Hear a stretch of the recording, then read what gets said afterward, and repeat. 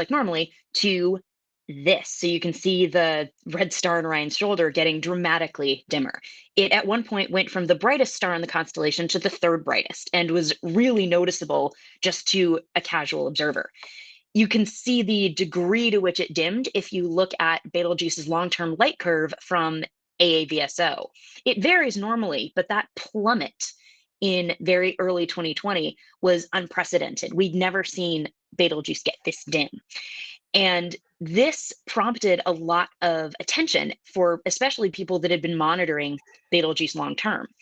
There was an astronomer's telegram put out in December of 2019 where a team basically reported Betelgeuse is getting really faint. It's reached a modern all-time low. We don't know what this means, but it's unusual.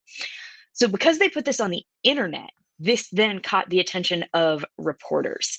And there wound up being this flurry of really excited stories that all had the same theme. Betelgeuse is about to explode. Is it about to explode? Is Betelgeuse dying? Is it about to disappear? This event got dubbed the Great Dimming of Betelgeuse because it was such a dramatic effect, and it immediately sparked people's curiosity. So, for myself and others who work on red supergiants like Betelgeuse, we started getting calls from reporters saying, what does it mean that the star has gotten this dim? What's happening to it? And is it going to die as a supernova? Was the question everybody asked. And the universal response from myself and everyone else was Betelgeuse is not about to die, probably. And I'm actually going to come back to the probably at the end of the talk because there's a reason that we say probably and qualify this. We're not just being cute and sort of trying to hold reporters' attention. There actually are reasons for why we're not entirely sure when we say, oh, Betelgeuse isn't about to die. So to give a little context for who Betelgeuse is and why we're interested in it, if you drop a bunch of stars on the HR diagram, Betelgeuse is sitting up near the very top of this diagram with the other supergiants. Emily, So I'm sorry. yep. Mhm. There is a bar of the meats which is written meat sharing your screen. Yep. Could you click there to hide because it's on the graphics and we So can't see the labels. So that when you should share help. screen, Yeah. share screen, yeah, How's okay, that? much better. Yeah. Yeah, yeah. Okay. Excellent. Thank you. I'm sorry. No, no worries. So, if we're looking at massive stars like Betelgeuse, we're looking at red supergiants. So they're evolution-wise very interesting. They're the coldest and they're the largest examples of massive stars. They occupy this upper right region of the HR diagram. They represent this really interesting extreme of stellar evolution. And normally the stars are interesting in their own right, let alone when they dim. When we got a good look at what Betelgeuse had done between 2019 to the midst of its dimming, the difference was really dramatic. So these are a couple high resolution images taken by Miguel Montarget down at ESO. And you can see the little resolved disk of Betelgeuse's surface. And you see that it goes from looking pretty normal, it's kind of like an orange disk in 2019, to its appearance during the Great Dimming. So if I click back and forth between those again, you can see that Betelgeuse is noticeably dimmer, especially in the southern hemisphere. The star barely looks spherical anymore. There's clearly something that's making Betelgeuse look much darker on the southern half of the star. So this was the known visible explanation for what was going on at the time. We knew Betelgeuse's surface had temporarily gotten darker in this hemisphere, but we didn't have a physical explanation for it yet. This whole thing was also temporary too. The dimming hit a minimum in early 2020, and unlike everybody else, the rest of Betelgeuse's 2020 went great, and it actually recovered from this dimming, and you wound up with a nice, bright, normal evolution for Betelgeuse after this brief dip. So looking at this, we started putting together theories for what could have explained the dimming, and there were three different ideas that came up. One was that that dim spot was a cold spot from convection on the surface of the star. Another was that this was just normal red supergiant variability. Maybe we happened to catch something a little extreme, but nothing that strange was going on. And a third idea was that this could be some dust blocking our view produced by mass loss and dust production from the star. All three ideas were interesting and had merit and wound up being explored, but all three also highlighted things that we don't really know about red supergiants in general. When we talk about a cold spot from convection, this means understanding how convection works in these stars, what their temperatures are, and what changes in temperature look like to us. This idea of normal red supergiant variability means understanding all the different ways that red supergiants could vary. Are they pulsating? Are they in binaries? Are they rotating? It means really understanding all the physical properties that can mess with these stars' evolution. And then finally, we still have a lot of unanswered questions about how red supergiants and cold stars in general lose mass, and then how that mass winds up turning into dust. So, to answer these questions about Betelgeuse, we wound up delving into these questions for red supergiants as a whole. And this is how I'm sort of structuring the talk, is focusing on each one of these topics one by one. So I'll start with this idea that we saw dimming thanks to a cold spot from convection. We know that convection on the surfaces of red supergiants is dramatic. So this is a simulation. You can see the huge convective cells just boiling away on the star surface. You can see that these will drag up hot gas that will then cool and fall back. And it gives you these big hot and cold patches observed on the surface of the star. And the convection cell size is on the order of the radius of the star. So even a handful of cells can wildly affect what we see as the changing brightness of the star. This is just a simulation, but we actually have evidence that Betelgeuse itself does this. So this is Sorry, in a yeah. Mhm. this simulation, what characteristics does that uh, star have? Like what mass, metallicity, or This is a 15 solar mass star. It's solar metallicity. I don't know what they put in for things like microturbulence and so on. I would check out this group's papers though, because they've done a lot of the best work out there on simulating. 15 solar mass Yeah, then? sorry. 15 solar mass. I'm pretty sure that what they did was 15 solar mass. Yes. Okay. Wow. That that tends to be the default mass that we use for red supergiant atmosphere models or surface models. Everybody seems to simulate 15. Okay. And that's not a bad match to Betelgeuse. We people still debate and sort of fine tune Betelgeuse's mass, but we think it's around a 12 to 15 solar mass star. If you look at Betelgeuse's surface to actual imaging, you see signs of that convection. You see these hot and cold patches. So the whole idea here is that what we saw going from pre-dimming to middle of the Great Dimming was just an especially big and especially dramatic cold patch on the surface of Betelgeuse that explained why it suddenly got dimmer. The argument is just that the overall black body distribution of the star has dropped as the temperatures dropped. You're getting less light period, and we see it as a big dip in brightness. We wound up wanting to test this when the theory started getting tossed around. And to do this, what we would want to do is actually measure at the moment of the Great Dimming Betelgeuse's surface temperature. We can do that by using the spectra of these stars because their spectra are extremely temperature sensitive. What I have on the screen now are simulated atmosphere models for a bunch of red supergiants, and we can track how this spectrum changes as we go from what for a red supergiant is really hot, about 4,000 Kelvin, down to a really cold star, about 3,400 Kelvin. So as I animate this and we go from a 4,000 Kelvin K1 star down to about a 3,400 Kelvin M5 star, you can see how dramatically the spectrum changes. You can see the overall SED drop and get redder, and you see those big broad absorption bands of titanium oxide getting stronger and stronger. So those bands are what we can use to measure temperature. They effectively act like thermometers for red supergiants. And by taking a spectrum, getting the depths of these bands and comparing it to models, you can get a temperature for these stars to within about plus or minus 25 Kelvin. We actually had an old spectrum of Betelgeuse from back in 2004 when it was being nice and normal. And the spectrum was a pretty garden variety red supergiant. It had a temperature of 3650 Kelvin. We went back and got a second spectrum of it in the middle of the Great Dimming, so in mid-February of 2020. And when I compared that spectrum to the old spectrum, you can see the difference between the two isn't quite what you'd expect from a cold spot. If this had come from cooling due to a convective cold spot on the surface, these titanium oxide bands should be much stronger, and we should get a much colder temperature from this spectrum. The temperature we got was barely colder. It was 3,600 Kelvin, to within the error bars, the temperature hasn't changed at all. You can tell that the spectrum's gotten dimmer, you're getting less flux, but it doesn't look like it came from a change in the depths of the lines. So the overall takeaway from this was that we most likely weren't seeing a dimming that was attributable, at least mainly, to a part of the star getting colder. As a set, the star had barely cooled at all, and it couldn't explain the huge drop in brightness that we wound up observing.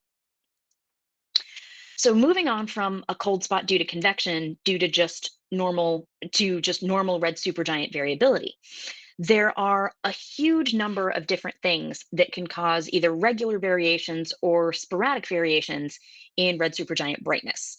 And collecting all of these and looking at them, you can see that there's a very messy sort of landscape for what can explain red supergiant variability.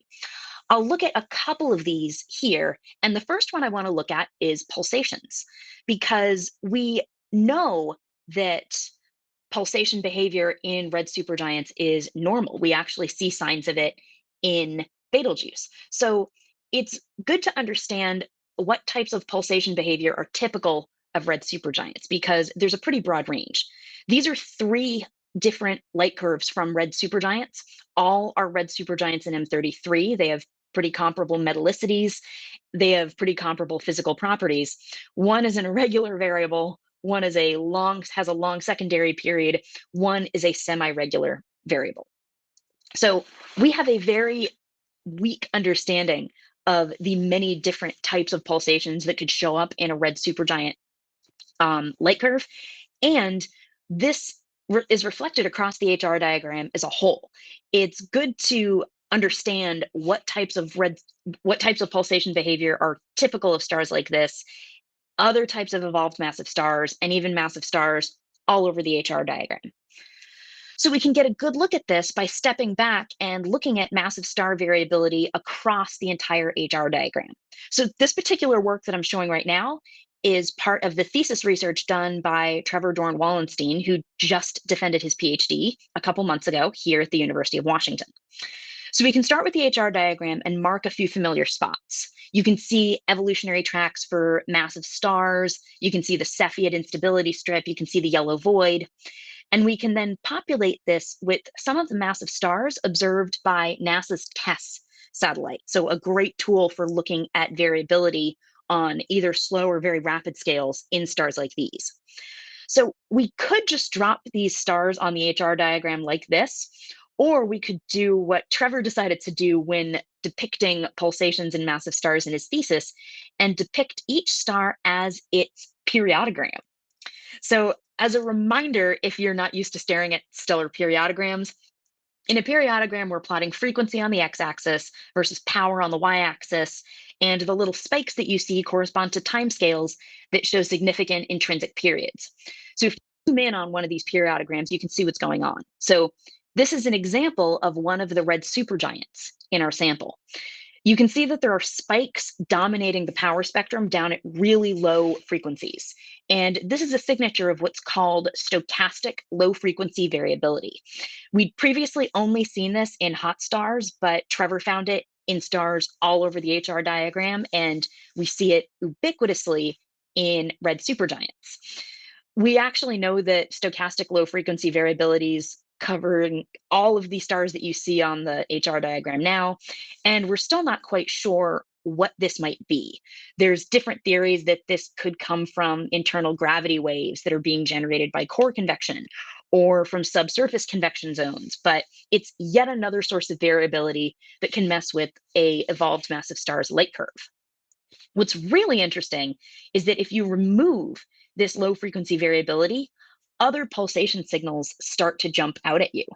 So these stars that I've just highlighted in green in the middle of the HR diagram are what we call fast yellow pulsating supergiants, or FIPS. We tortured the order of the words a little bit to make a good acronym. So this is another type of variable that Trevor discovered. We're still not quite sure what these are. We think that they might be former red supergiants that have started to lose their outer layers, but even just at a glance, you can see all the different types of pulsations and all the different contributions to pulsations that'll show up in a massive star. Sorry, I mean, sorry. Oh, yep. So when you say fast, like Mhm. what frequency do these have? Oh, geez. I know that when we were doing all this work with tests, these were pulsations on the order of minutes to hours to, I think in the slowest cases, days. I'd highly recommend checking out Trevor's paper on this. We're actually now working on a second paper. We found more FIPS and are trying to put them into the context of where they are sort of in the picture of massive stellar evolution. But it's a much faster pulsation than you would expect from for example, a Cepheid or these sort of long, low pulsations that we tend to see in massive stars. Okay. And the other is I asked other old people here as myself, but we don't know what the yellow void is. So can you sort of explain what that is? Oh, yeah. So that you're just seeing the very bottom of it here, but that's sort of meant to demark that the Humphreys-Davidson limit or the observed Humphreys-Davidson limit. So this idea that oh no, sorry. The Humphreys-Davidson limit's higher here. The yellow void here is meant to be this region where it's very rare to find stars because stars only spend a very short amount of time as yellow supergiants. Yellow supergiant lifetime is around 10,000, maybe 100,000 years. So if we were to continue populating this diagram up to higher masses, you should see a real dearth of high mass yellow stars just because that period in a star's lifetime is so brief that we're very unlikely to catch stars there. Okay. Okay. I also have a question here. Do Mhm. you know from this sample that you have here, how many of these are in binaries, or how many of them are single, or all of them are just single stars? Because that will interfere a lot with how you lose mass from Oh yeah. the. Yes. So I'll actually get to binary evolution next. In terms of the stars on this screen and the stars in this sample, we didn't specifically restrict it to single stars, but binary periods would have been pulled out as part of the data processing. So we have no reason necessarily to think that FIPS were in binaries. We know that they can't currently be in binaries based on the rapidness of the periods. Trevor did the math, and if the periods we were seeing were coming from binary companions, the binary would have such a tight orbit that the companion would be inside the star. So whether they were stripped by a companion and then merged with it earlier is another question. But for the most part, when we look at these periodograms, we don't see signs of current binary activity. Okay, thank you. Yeah, and I'm glad you asked about binaries because they are what's coming next. So we know that Betelgeuse does pulsate. It has this 430-day-ish period to its light curve. Interestingly, the Great Dimming happened right on schedule. It happened right during a local minimum of Betelgeuse's brightness. But just attributing this to Betelgeuse's normal period and pulsations alone doesn't explain why the dimming was so extreme. So we'd have to go back and look at other things that can mess with red supergiant variability to see if any of these could be culprits. Another possibility that we did look at was red supergiants and binaries. And this is research that another recent PhD student of mine, Catherine Nugent, has been focusing on. She defended her thesis back in February, and her focus was studying red supergiants and trying to figure out how many of them have binary companions. Even finding these binaries is really challenging because we're very used to in other stars identifying binaries from light curves. You'll see signs of an eclipsing binary or very telltale normal signatures in a light curve. But red supergiant light curves are already a mess because convection is messing with the light curve. We know that pulsations could play a role. And in the tangle of red supergiant light curves, it's pretty much impossible to separate out the different contributors to variability and isolate a binary just based on light curve data. So Catherine wound up going to these stars' spectra. And an interesting fact about red supergiants is that because of their ages, because of how long it takes them to form, and then how long they spend as red supergiants, we wind up pretty tightly restricting the types of companions that they can have. The vast majority of red supergiants that are in binaries will have B star companions. Some red supergiants will be secondaries with a more massive primary, but we're at such a high end of the mass range that the initial mass function simply limits that population. And red supergiants with lower mass companions, say A stars, pretty much don't exist because by the time the A star has finished forming, the red supergiant is gone. It's already reached the end of its lifetime and died. So when you look at a red supergiant and B star in a binary, the spectroscopic signature is hard to find, but not impossible. If you looked at a spectrum like this, it looks at a glance like a single red supergiant. You see a very red spectrum and you see the big titanium oxide bands. But if you look more closely down at the blue end of the spectrum, you see this telltale signature of higher order Balmer absorption. And those Balmer lines are coming from the red supergiant's B star companion. Down in the blue, where the red supergiant is very dim, even a pretty small B star companion will start to dominate the spectrum, and you see signs of these Balmer absorption features in what looks like a normal red supergiant spectrum, and it alerts you to the fact that a B star companion is there. So Catherine wound up simulating a bunch of different types of red supergiant B star binaries. You get ones that are almost indistinguishable from regular red supergiants, ones that show this characteristic turn up in the blue from a B star, or even spectra where the B star is very luminous and dominates the shape of the spectrum. She simulated all of these, used the colors and the spectra to search for more red supergiant B star companions, and in the end, she increased the number of known binary red supergiants by an order of magnitude. When she started her thesis, we only knew of about 12 binary red supergiants. We now know of hundreds. We know that the red supergiant binary fraction is between 15 to 40%. So this is 15 to 40% of all red supergiants have a companion. We also know that that fraction should increase with metallicity, which was a pretty surprising find, but was borne out in M33. Over the disk of M33, we know that as we get farther from the center of the galaxy, metallicity goes down.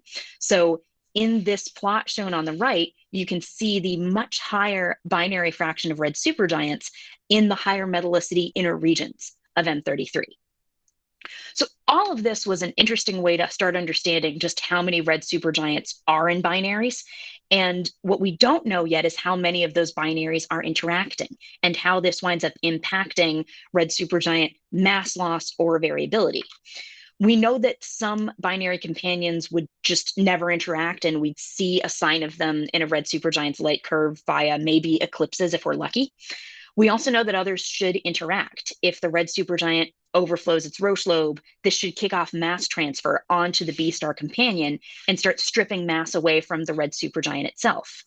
In a really extreme scenario, red supergiants could even merge with their companions. So we actually think that that binary fraction reflects red supergiants that had companions when they were on the main sequence that have now swallowed them. That's what Catherine's now working on as part of her postdoc.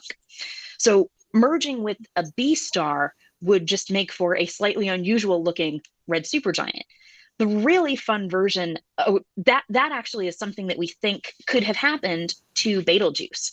Betelgeuse is not a binary now, but it's rotating a little bit rapidly for a red supergiant, which is a very funny small number. It's rotating at about 15 kilometers per second as compared to the 5 kilometers per second in a normal red supergiant. But we think this could be explained by a past merger where Betelgeuse swallowed a lower mass companion. The really fun example of this that I like to research, and this will just be a brief aside, is Thorne-Zhitkov objects.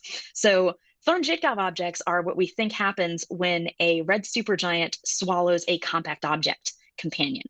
So the scenario here is that you have a star that's the result of a merger with a neutron star core surrounded by a large diffuse envelope. From the outside, it looks like a normal red supergiant, but its core is supported by neutron degeneracy pressure instead of just helium fusion. We think that the scenario here is one in which the red supergiant actually is the secondary star in a binary. So you start with two stars in a binary system. Both are massive stars. The more massive member of the binary will at some point undergo core collapse, produce a supernova, and then after that supernova, leave behind a neutron star companion. Then, when the red supergiant when the secondary star swells up to become a red supergiant, it engulfs the neutron star. The neutron star eventually disrupts and then replaces the red supergiant core, and you wind up with the Thorne-Jitkav object. So it's an extreme but really interesting example of what can happen when a red supergiant swallows a companion in these scenarios where the companion's a compact object. Back in 2014, we discovered a Thorne-Jitkav object candidate in the Small Magellanic Cloud, and we're currently working on searching for more. There are a ton of open questions about Thorne-Jitkav objects. We know that their progenitor systems, sort of in these scenarios where you have a red supergiant and compact object in a binary, should look like high mass X-ray binaries. But high mass X-ray binaries with red supergiant donor stars are very rare. We know of only a tiny handful. We want to get a good grip on what these stars' observable signatures are. So far, we've mainly identified them based on weird chemical anomalies in their atmospheres, but we'd love to recognize TZOs based on their light curves. We recently did research showing that these objects should have gravitational wave signatures from the slowing down spinning neutron star in the core. And we're about to move a lot of our observational resources in astronomy into the infrared. So IR signatures or IR chemical anomalies in these spectra would also be good to know about. We have no idea what kinds of populations of Thorne-Jitkav objects there are. We don't know whether there could be a metallicity dependence here. We don't know what the lifetimes of these stars are and how that affects how many we should find. And we don't know what the terminal product of a TZO should be. It's possible that the outer layers of the star will just sort of slowly puff away and leave behind a slowed down naked neutron star. It's possible that these could undergo some sort of supernova eruption, or that that neutron star could collapse directly to a black hole and the whole star would just sort of wink out. The interesting thing to keep in mind here is that a Thorne-Jitkav object or an early merging red supergiant, B supergiant binary, or a lot of these scenarios, all wind up affecting how many compact object binaries we expect to see. If some binaries merge before both stars have undergone a supernova and formed compact objects, those are binaries that won't later contribute to potential gravitational wave transient samples. So answering these questions tells us a lot about TZOs and a lot about red supergiants in general, but it also helps us understand the population that could make transient gravitational waves. Here, Emily? Yeah. I mean, so between Fabio, Enrique, and myself, we've been studying the evolution of a common envelope of it's a red giant, not a red supergiant, with objects, with either a neutron star and a black hole. So we don't propose that it's a TZO, even though Enrique would have loved to. But so I invite you to see those papers, and maybe you can get something. So it's that red giant and neutron star in the common envelope phase, and we launch jets, or we don't launch jets, from the compact object, and we see the evolution that this system has. And we don't get to gravitational waves, but we do say something about like the light curve and stuff like that. So so for what it's worth, there are giant versions of Thorne-Jitkav objects. When Kip Thorne and Anna Jitkav originally did this work, they pitched both a giant and a supergiant model. The whole reason that we focus on the supergiant model is that the only way we can find TZOs right now is by looking for the nucleosynthesis products of these really weird processes that can occur by combining the convective outer layers of the star and the neutron star core. And those nucleosynthesis processes are a lot less efficient in the case of a giant. In a giant TZO, there's much less sort of contribution to the star from near the base of the envelope nucleosynthesis and much more contribution from just gravitational accretion onto the neutron star. So it makes the giant TZOs really hard to find. We don't think that the chemical signature should be nearly as obvious. So we've set them aside simply because we can't search for them. But the theory absolutely predicts that giant versions of TZOs should exist. So I wouldn't necessarily dismiss that if you had a compact object merger that over the long term, the neutron star actually did survive and settled down to the core of the star, that could certainly be considered a TZO. Okay. Yeah. So going back to our question of red supergiant variability and binaries. So we know that binaries can have a notable effect on these stars' variability. We think that this might have already happened to Betelgeuse in terms of it swallowing a binary companion, but it doesn't seem to be contributing to Betelgeuse's variability now.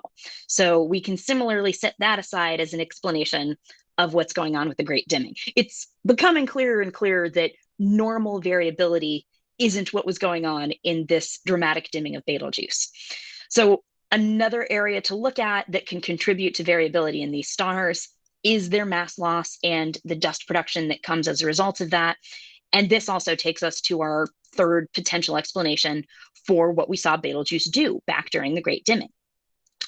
So we know that red supergiants shed huge quantities of mass from their outer layers during their lifetimes, and you can see that illustrated in observations of Betelgeuse. So if we zoom out in this picture of Betelgeuse that we have and look at a much larger scale infrared observation of Betelgeuse, you can see the huge amounts of dust distributed in the circumstellar environment around this star. So we know that red supergiants as a whole do this. We have evidence that Betelgeuse in particular does this. We also know that this can dramatically impact their evolution. So the plot on the right is an HR diagram showing the evolutionary tracks of 3 different red supergiant models. In black, we have a normal amount of red supergiant mass loss, sort of the average m dot. And then the model simulated what would happen if you cranked up the mass loss by a factor of 10 or a factor of 25. And it wildly changes what physical properties the star has as it nears the end of its life. We know that red supergiant dust is also unusual as compared to classic dust in the interstellar medium and the dust produced by lower mass stars. One interesting example is that it has a unique chemistry. It's silicate rich, it has amorphous carbon. We see signs of PAHs sometimes in red supergiant dust. And all of this winds up manifesting as a spectroscopic, as a signature in the SED that shows up in very unusual ways. So this plot right now is an SED of Betelgeuse and then a mid-infrared spectrum of it in black compared to a model in blue that just simulates the star's photosphere, and then a model in red that includes circumstellar dust.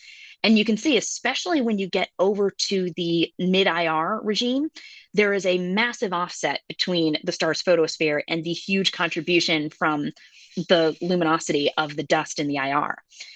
Betelgeuse is pretty dusty, so you see a decent offset. It's far from an extreme example of a dusty red supergiant. RS Per is a much more drastic example. And here you can see a nice counterexample of what is also going on over in the optical regime. Over on the left, you can see a mismatch between what a very dusty red supergiant spectrum looks like as compared to just a regular photospheric spectrum. You actually wind up with strange dust reflection effects in the UV from the dust nebula that messes with the appearance of the overall spectrum. An interesting point here is that these are IR observations of red supergiants that were published back in 2009. We've actually now gotten survey observations of a sample of Milky Way massive stars using SOFIA and getting spectra with forecast to get a much higher resolution look at the part of the red supergiant spectrum where the dust is dominant. And the hope here is that we'll be able to learn more about these stars' dust grain size, dust chemistry, and how the dust forms. This is still preliminary, but hopefully we'll have a lot more answers on this soon. We also know that red supergiant dust has a larger grain size compared to compared to the regular ISM or lower mass stars. The grain size is 0.3 to 0.5 microns. And the net effect here is that the dust doesn't do what we tend to imagine dust doing. It doesn't preferentially absorb blue light as opposed to red light. It tends to act more gray. Now, we got a little bit of a glimpse of that in the last slide, but it's very evident here. So this is actual red supergiant data in black in the optical regime, and then a red supergiant model overlaid in red. So this offset between the two is a blue near UV excess. So what's happened here is we've taken that red supergiant model and we've tried to redden the model using standard ISM dust. That wound up wildly overestimating how much dust we would lose in the blue relative to the red. So when you look at actual data from a dusty red supergiant, you wind up with this excess in the blue relative to what you would expect from a star covered with standard ISM dust. This wound up being a really interesting clue to what was going on with Betelgeuse. Because if we go back to our comparison of the Betelgeuse spectra from 2004 and 2020, you see that the dimming could potentially be attributable to dust. The star hasn't gotten any colder. We really don't see any difference in the strength of those titanium oxide bands or the temperature we get, but you can see that the spectrum has gotten dimmer, and that dimming still shows this blue near UV excess that we've previously seen in red supergiants surrounded by this large grain gray dust. So this seems to explain what we see in the star's spectrum and could explain what we saw in these images. The idea being that you just wind up with a condensed cloud of dust blocking our view to Betelgeuse, specifically along its southern hemisphere. So the end question to this is that we most likely saw the combined effects of several different phenomena to produce this dimming and produce this dust cloud. We know that the dimming was clearest in the southern hemisphere thanks to these amazing images. We have some evidence that Betelgeuse was perhaps slightly cooler. We saw a difference of about 50 Kelvin, barely outside of the errors, but it could have cooled a tiny bit. It didn't cool nearly enough to explain the dimming on its own. What we do think we saw was evidence of large grain gray dust blocking the light from Betelgeuse.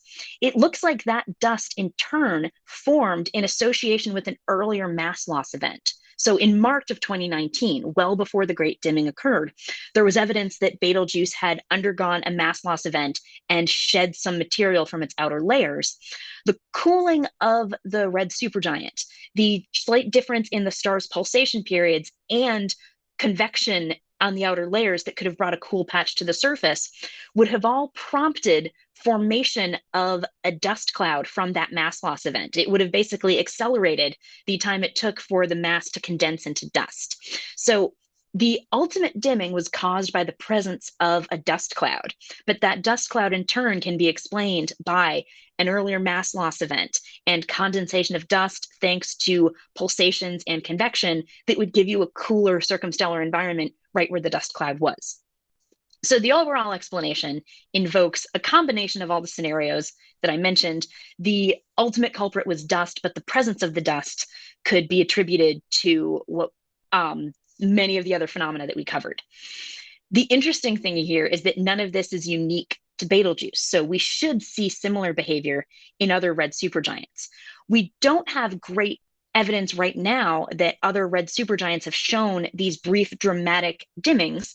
It's in part a function of lucky line of sight. We need to get a chunk of dust forming right in front of a red supergiant to block our view, but we should see this eventually if we do more careful surveys of red supergiant light curves. The takeaway is that none of this is unique to Betelgeuse. This is an unusual combination of phenomena that are typical in red supergiants, and none of this is that alarming. So in the end, when asked what Betelgeuse was doing, this is why we all answered, it's not about to die. Whether it was surface convection or normal pulsations or a brief blast of mass loss, it wasn't a sign that the star was about to die, probably. And I promised I would explain the probably. This comes from the idea that we don't really know what a dying star looks like. We could identify these physical properties in Betelgeuse, but we can't necessarily say that they are utterly unrelated to what a dying star might do. There's really some gaps in our knowledge when it comes to red supergiants and supernovae. We know that pre-explosion red supergiant imaging is pretty limited. It's usually at least a few years old. The best example is the one shown here on the right, where we happen to get pre-supernova imaging of 2008 BK. That star then faded away post-supernova, so we know that was the progenitor. But that's really the best glimpse we've gotten of a red supergiant prior to its explosion, and all we have there is imaging. The only progenitor spectrum we've ever gotten of a star pre-supernova is of the progenitor of 87A, and the spectrum is from 1977, so 10 years before it exploded. So this means that if there's some telltale signature in a star's spectrum that comes up days or weeks or even years before it explodes, we haven't yet gotten any good evidence of that. We also know that the late time evolution of these stars could really prove erratic. Even just changing the mass loss rate we saw before has a huge effect on where the star sits on the HR diagram at the end of its life.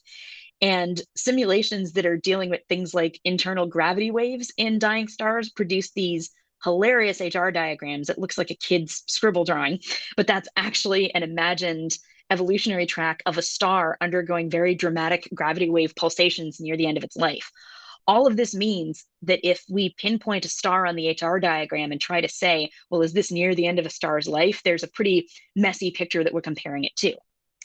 And then finally, the end states of massive stars are pretty unclear. So this is some of Tagolder-Suchvold's work looking at different models of massive stars and whether they undergo a rebound shock and explosion, what we would see as a supernova, or whether we see an implosion to a black hole, which would just be seen as a direct collapse and a star winking out. It's a much messier landscape than the standard model we all tend to keep in our heads of, well, lower mass massive stars make neutron stars and higher mass ones make supernovae. And to try and pinpoint a star like Betelgeuse on here means that we would really have to decide exactly where it lands along this landscape of islands of stars that might produce a supernova and regions where in that mass range the star will undergo core collapse or undergo direct collapse to a black hole. Even the error bars that we put on these masses render this sort of guess really impossible simply because the reality of it is so fine-grained. So even knowing what a star or what a red supergiant is going to make when it dies isn't as clear as it sounds. We are going to have a lot of great tools to observe red supergiants in the 2020s. Instruments like Webb and Roman are going to do great surveys of local and extragalactic red supergiants. We'll get huge archives of supernova progenitors. And thanks to their focus in the IR, we'll be getting red supergiant mass loss and circumstellar dust production observed in more detail than we ever have before. The ELTs are going to be getting us spectra of individual red supergiants well beyond the local group. We'll get great adaptive optics images of really distant red supergiant samples. I know a few of us have been begging them to build big neutral density filters because then we could point something with the resolving power of like the GMT at Betelgeuse and just get beautifully detailed observations of the star's surface. And then finally, survey telescopes like Rubin, which is something that's being worked on very much here at the University of Washington, are going to be amazing for this. We'll get a huge sample of supernovae. We'll start capturing all sorts of core collapse deaths of red supergiants. So things like these direct collapse events. We know of one so far, so the hope is that we'll eventually find more. And we'll wind up with this huge library of red supergiant light curves so that we can get a massive sample and study of their variability for the first time. So this is what it'll be like to observe red supergiants in general. Oh, sorry, go ahead. Can you say something more about this telescope, Roman? What is that? Oh yeah, the Nancy Grace Roman telescope. So this is formerly known as WFIRST. It's the same optic setup as Hubble, but it's going to be launched. It's going to be launched to focus in the IR. The exciting thing about Roman is that it has an incredibly wide field of view. Its main instrument is just the wide field instrument, so it's wide field imager. So what we'll be able to do with Roman is point it at a nearby galaxy. Like a favorite one of mine is NGC 6946. It's this galaxy that's observed, that's had a dozen core collapse events in the past 100 years. And Roman, thanks to its field of view, will in one shot get Hubble resolution infrared imaging of that galaxy. So you'll be able to pinpoint entire red supergiant populations in really amazing detail. So just as a survey telescope and a way to quickly observe lots of extragalactic massive star populations, it's going to be fantastic. And since it's in the infrared, it'll be especially great for observing the sort of cool star end of things. Thank you. Thank you. Yeah. So I know I'm almost out of time. So just to wrap up, I talked about observing red supergiants in general in the 2020s. We need to wrap up what the story is with Betelgeuse. So what is it going to be like to observe Betelgeuse in the 2020s? I'd shown you Betelgeuse's light curve, that it dimmed dramatically, but then happily recovered. And it's really interesting to look at its spectrum. and see what happened to it. So we had these spectra from 2004, back when Betelgeuse was fine. We have our spectrum from 2020, when Betelgeuse is in the midst of its great dimming. And I can show you a third spectrum that we actually got just this past February of Betelgeuse post great dimming. So that's now overlaid in blue, and it is comically similar to the spectrum of Betelgeuse from 2004. So its temporary dimming in 2020 had no effect whatsoever on the overall spectrum of Betelgeuse. The spectrum looks almost identical. The temperature is still perfect. The luminosity is exactly the same. So it has recovered without any harm from the great dimming event. So all of this is by way of saying that Betelgeuse in the 2020s, almost certainly not about to die. Probably it's worth keeping an eye on this winter anyway, I think. So on that note, thanks again for inviting me to speak, and I'm happy to answer any questions you might have. I have a question. Yeah. So some red supergiants are known for being the progenitor or of supernova to type 2n. So usually this kind of supernova have like material around. So don't you think that like having material around is like an indication that the star might be collapsing? Because some of these stars uh, might have like a lot of mass loss before collapsing. So what do Yeah. you think? Yeah, so most red supergiants, and we've only been able to kind of confidently identify the progenitors in at most a couple dozen cases, but and in all of those cases, the progenitors have been red supergiants. Most of those supernovae have been type 2Ps, so these plateau supernovae where you see interaction of the sort of supernova shockwave with an extended photosphere. There might, though, have been, I don't have a sort of encyclopedic list of all of these in my head. We might have seen a couple red supergiants that are 2N progenitors, and that N for the narrow line emission that you see would indicate a huge amount of prior mass loss. I don't know whether that mass loss would have come from sort of the pulsation and dust-driven mass loss that we see in red supergiants, whether it might indicate a lot of mass stripped off by a companion. But I know the general consensus is that the 2Ns are definitely interacting with material that was previously shed from the star. So if some of those progenitors are red supergiants, I feel like I remember implications that some of those progenitors might be yellow supergiants or stars that had evidence of having had some mass stripped off of them, but it should definitely be a sign of pre-supernova mass loss. Yeah, but I mean, you said that the decrease, the dim on Betelgeuse might be caused by dust or like some material around. Yeah. Maybe I don't know. Maybe that's an indication that the star is losing mass, or It's most definitely an indication that the star is losing mass, but it's not necessarily an indication that the star is about to die. So the mass loss is dictated by what's going on in the outer layers of the star. So if say Betelgeuse goes supernova in 10 or 20 or 50 years, that in the signature of that supernova, we would likely see some sign of interaction between the supernova shockwave and the mass that was shed during past mass loss events of Betelgeuse, maybe even this one. But the fact that it's losing mass doesn't necessarily mean that it's nearing the point where it could go supernova. It's just undergoing the sort of mass loss behavior that we expect from red supergiants as a whole. Mm-hmm. Okay, thank you. I think Diego has a question. I actually have a few, but then I'll ask first. So, what do the stellar evolution simulations, I don't know, MESA or something like, say about this? Like, has anyone been able to include dust and see if this is doable in those stellar evolution simulations? I know that I don't think that things like the evolutionary tracks, like the Geneva tracks or the BPAS tracks, include how dust affects the star's evolution. I do know that you can take models like that and then sort of strap on like dusty, what is it called? Cloudy, Yeah. Cloudy or T-Lusty or one of the dust codes to see, sort of given a set of physical parameters for a star, what would the dust production look like? What would dust around it do to it? But I don't know that anybody's ever done a sort of feedback loop type evolution saying what dust production in particular would do to the star. I know that the evolutionary models include mass loss, but I think they sort of take the mass off the star and then leave it alone. And But then not necessarily Cloudy is consistent with this. Hmm? But then, like, Cloudy is consistent with this dust creation model.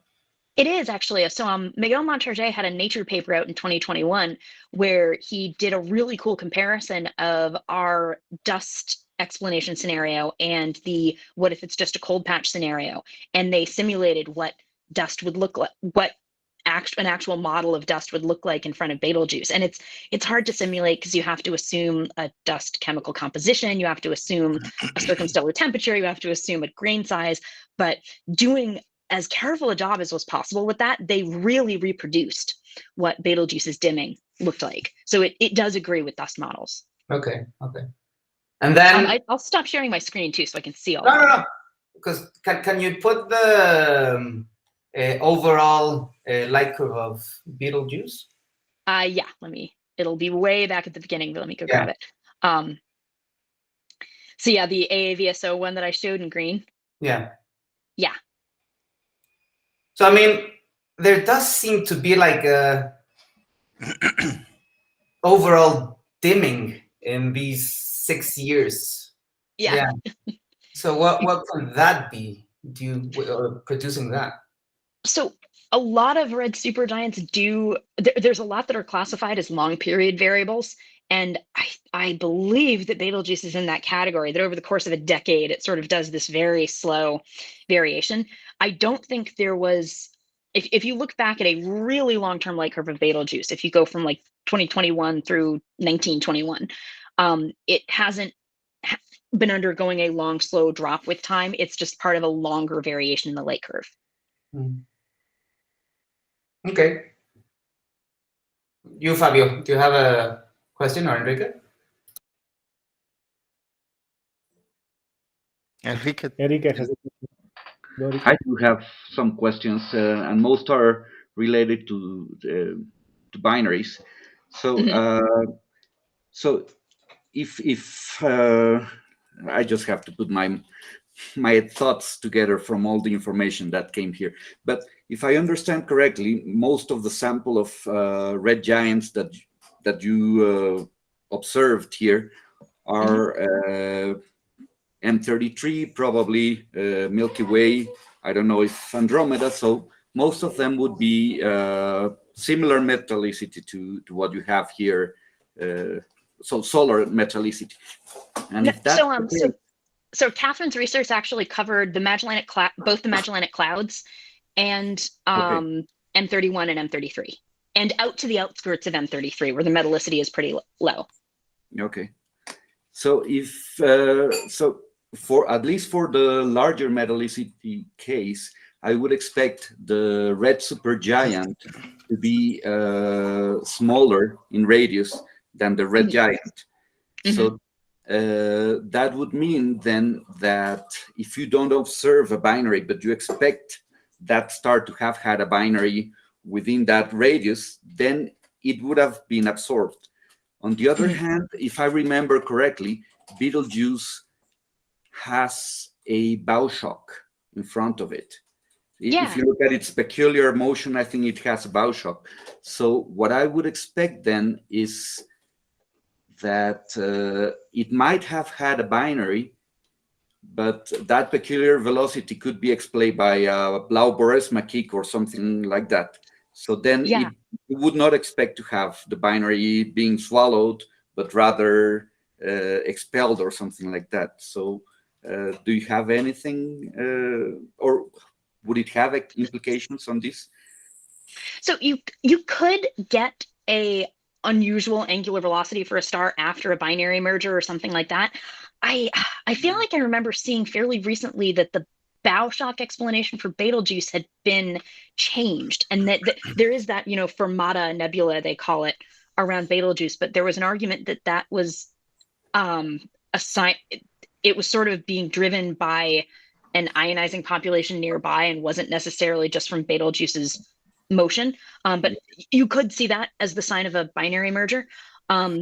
I'd also say that the calculus of bigger stars being bigger or smaller at different metallicities gets interesting for red supergiants, because the minimum temperature of red supergiants is also metallicity dependent. Their temperature is pretty much dictated by the Hayashi limit, and the Hayashi limit shifts to warmer temperatures at lower metallicities. So that too will have an effect on the overall radius of a red supergiant. Their luminosity dependence with metallicity is also a whole other question, and I would absolutely point you to Catherine's papers on this.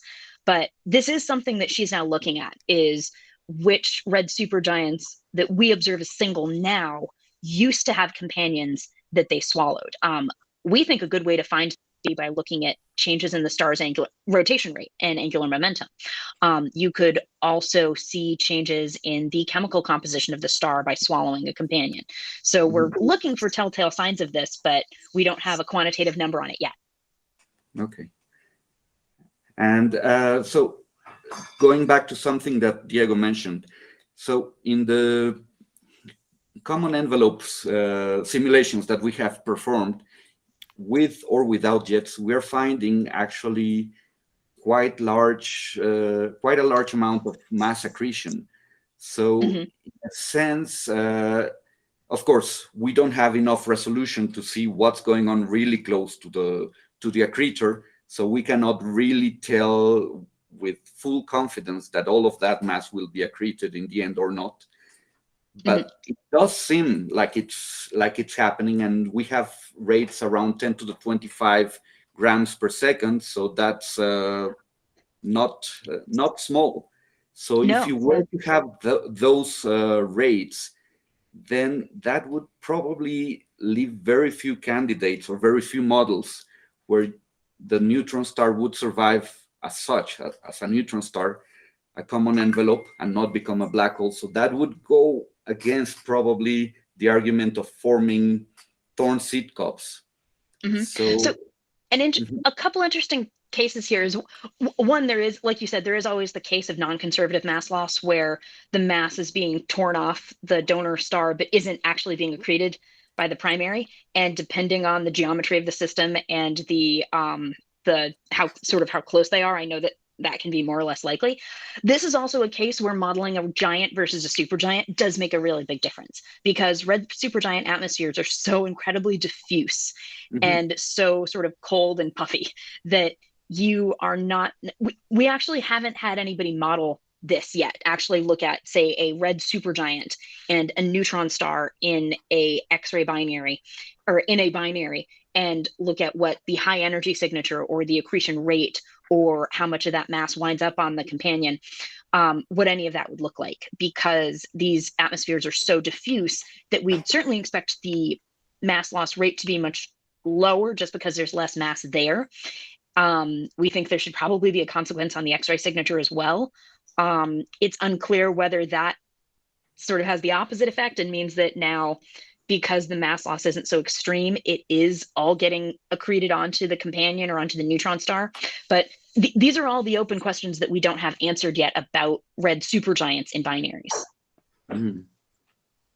Okay, thanks. Yeah.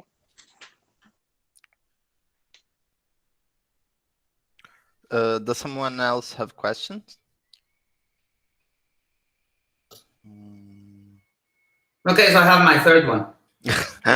So, which one is your supernova candidate? Eta Carina, Betelgeuse? Oh, which one do I think is going to go supernova next? Yeah. Oh, gosh.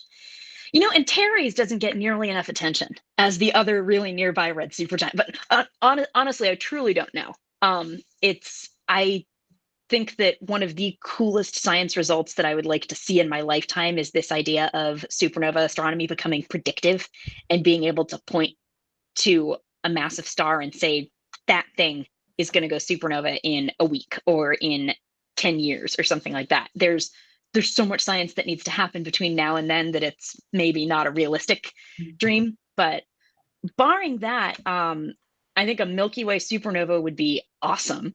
I would love to see somebody go in the larger small Magellanic Clouds. We now have a really thorough survey of the massive star population in the Magellanic Clouds across the whole HR diagram. There's thousands of red supergiants there. We've got heaps of Wolf-Rayet A stars. It would be amazing, for example, to actually see the progenitor of a stripped envelope supernova. So I think another 87A type event, knowing what we know now about the supergiant population there, would be really cool. Great. Right, and it would also be nice to have not 2 but 3 channels for that signal, or for a signal there, because they keep saying that with LIGO we've seen the birth of multi-messenger, but that's not true. 87A was right, the neutrinos. Yeah, of course. So it would be nice to have electromagnetic neutrinos and LIGO going off at the same time. Of course. I did give a presentation on Betelgeuse with a colleague here at UW who works on neutron stars, and he was talking about the neutrino signal that we would get if Betelgeuse actually did go supernova, and it would be this hysterically unprecedented neutrino flux, and it would give us a few minutes of warning because the neutrinos should arrive before the rebound shock happens. But that would be pretty cool. And obviously being in the Milky Way as opposed to the Magellanic Clouds would make these a lot more reachable. Right. And even if you could also not only observe electron neutrinos, but muon or tau neutrinos, that would be amazing. Yeah. Mm-hmm. Okay, so someone else have a question? Yuri? Diego, otra vez?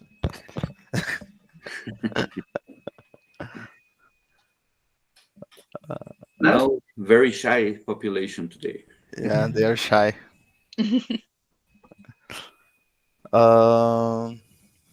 Let me try and exit my screen sharing again so that I can see people. So. Right. There we go. Oh, thank you very much for your talk. Yeah, thanks for inviting me. Thank you, Eli.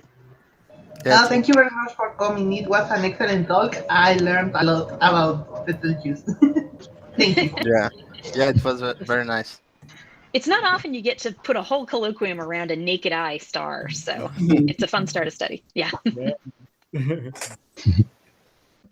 Okay, well, thank you very much, Emily.